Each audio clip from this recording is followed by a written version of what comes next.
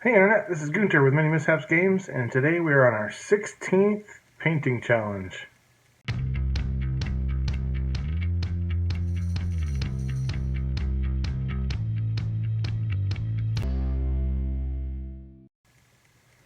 Okay, so our challenge today is a reverse Twinsy challenge, or a Who Wore It Better challenge, which essentially means after we draw a mini, we're going to find the mini that looks the least like it, and we're going to give them a similar paint scheme as each other, so that they would look like they were going to the same place or in the same army or wearing the same humor is apparently armor and uniform put together, wearing the same uniform as each other, etc.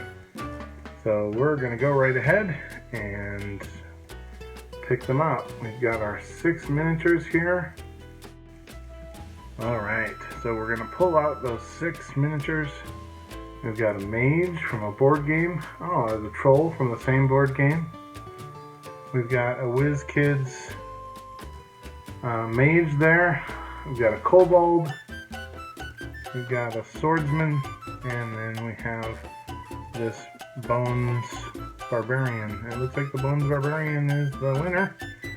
And then this paladin that's casting will be our Patreon piece. So we've got Jade Fire Chieftain, it looks like.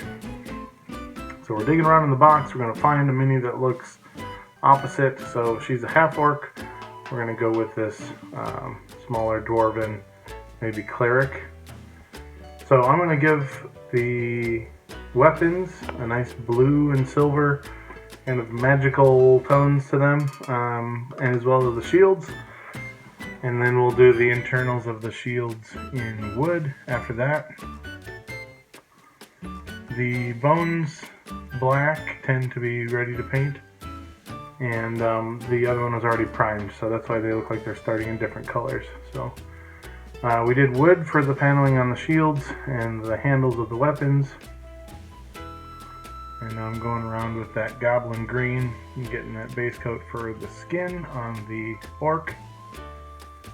And there's a lot of really cool details on this miniature. It's one of the first miniatures that actually has like muscle definition over most of it, being a barbarian with a cape. At first it looks like she's wearing full armor, but it's actually just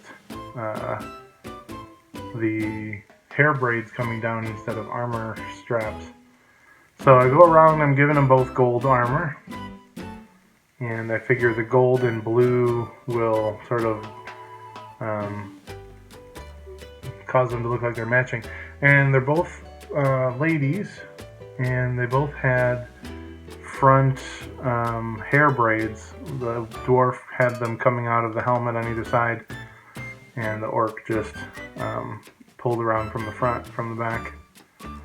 Gave her a black cape. The dwarf doesn't have anything on their back, so that'll be a difference between the two.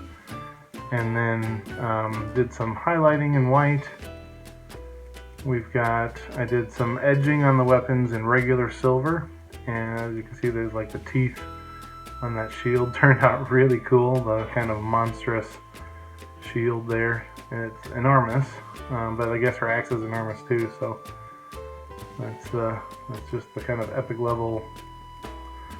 The white highlights on the black cloak looked really cool, and the white on the dwarf kind of just made everything look kind of washed out and dirty. Going back in here with the black and doing a black wash helped a lot.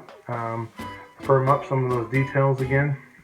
And here we have our 2 finished pieces. We've got the orc, and you can't really see the scale from this picture, but the teeth tusks there are probably the smallest things I've ever painted.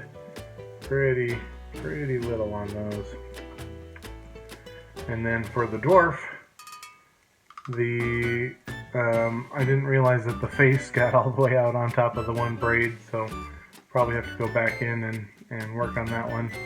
And then as you can see, the white highlighting and the black wash didn't pull the gold out in like it did with the orc. So I'm not really sure how that happened, but it ended up looking very kind of battle damaged, which was fine.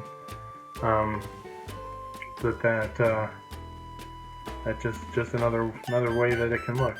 So, but this has been our 16th challenge, and we'll see you guys next Monday for challenge number 17, which is our chemistry challenges next week.